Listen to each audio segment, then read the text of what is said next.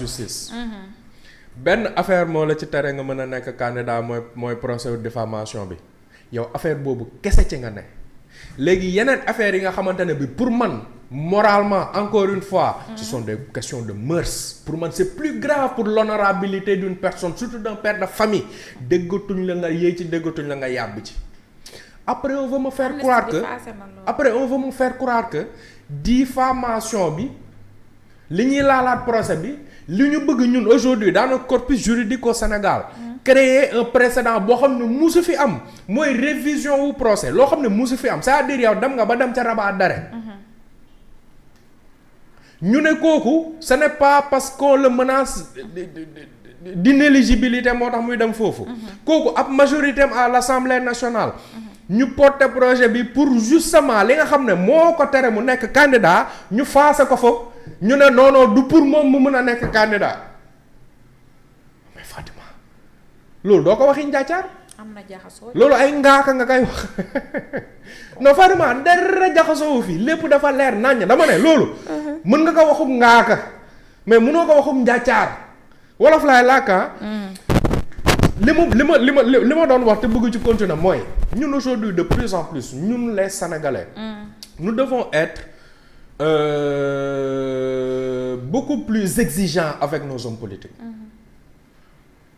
nous devons être beaucoup plus exigeants avec nos hommes publics en général nous devons être très très exigeants envers eux parce que man Fatima tey bu fekkee ni ñun ci réew mii ñu nekk nangu nañ nit mën a jël ma jël darub Samba Ndong bi yàqu ko lu mel ni xeme toucher à son honorabilité toucher à sa réputation semer le doute ou la zizanie dans sa famille dans sa propre famille nit ñi di xalaat waa man ka sama papa mii li ñu koy jiñ sàcc bi ñu koy jiñ dëgg la am du dëgg xale ba di dem école moromam yi naan ko yow kat nee nañ sa papa sàcc la waa léegi pour bu fekkee ne ñun dañoo nekk ci réew mu nga xam ne man mën naa def loolu yëpp Samba Ndong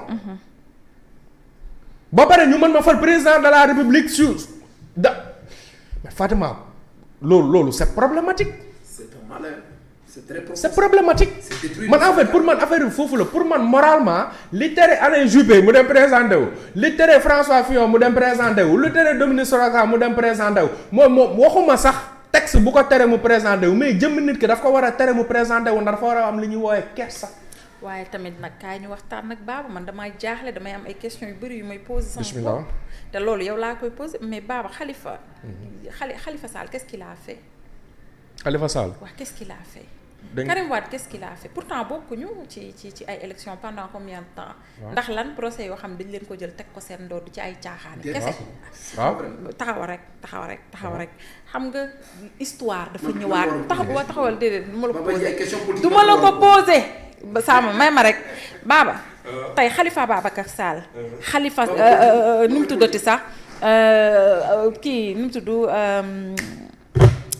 Karim Wade lan lañu def ba Macky Sall jël leen tëj leen ci kaso bi tere leen a bokk ci ay élections ba ñu ni waaw ba mu def mandat ba pare ne waaw il faut ñu waxtaan pour que ñëpp bokk c'était pas politique waaw léegi kii daal ne léegi loolu moo fi jeex c'est-à-dire on ne va plus utiliser suñu non dama ni waa taxawal rek waaw d'accord mais am na loo xamante ne tey dootul nekk c'est-à-dire yu banal yoo xamante ne dootuñu ko jël di ko utiliser pour ne waa taxawal rek di ko utiliser pour ne dañuy wax nit kii du bokk waa Khalifa Sall amul ay doom comme li nga wax sànq njabootu Khalifa Sall am na ay doom Karim Wade am na ay doom Karim Wade am na ay doom jabaram décédé mu nekk ci kaso bi sëriñam décédé mu nekk ci kaso lu gën a yërmande loolu amul li ma doon wax kii sànq ne paa bi ba léegi dafa mere Madické Niang bokk na ci li nga xamante ni moom la ñu def doomam ji embargo ko jël ko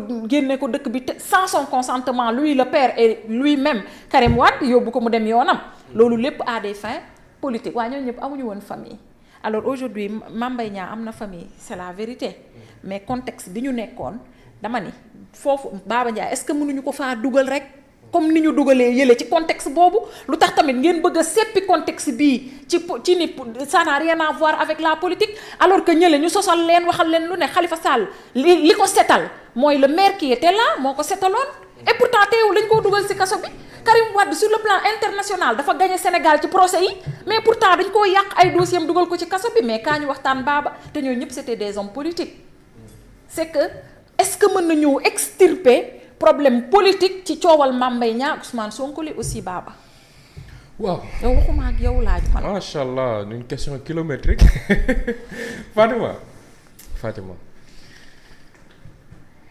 Karim Wade Khalifa Sall li ñu leen jëlee dugal leen ci kaso code électoral tere leen ñu présenté wu ci élection yi ca topp c'était des fautes de gestion ce n'était pas des sujets de diffamation. mais faute de gestion montée sur toute pièce. waaw yow nag da ngaa jël sa temps laaj ma de. waaw d'accord ma jël sama temps déglu la. d'accord je t'écoute. dama ne. oui. ñaari exemple li nga jël ay faute de gestion la kii dafa nekk un super ministre ñu ne ko kat yow ci sa gestion wu portefeuille am na lu ñu jàpp ne leeru ci xaalis bi fu mu dugg ak na nga ko fa dugalee.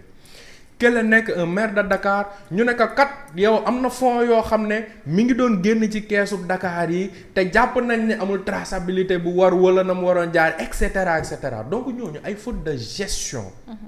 lañ leen jàppee ay faute de gestion.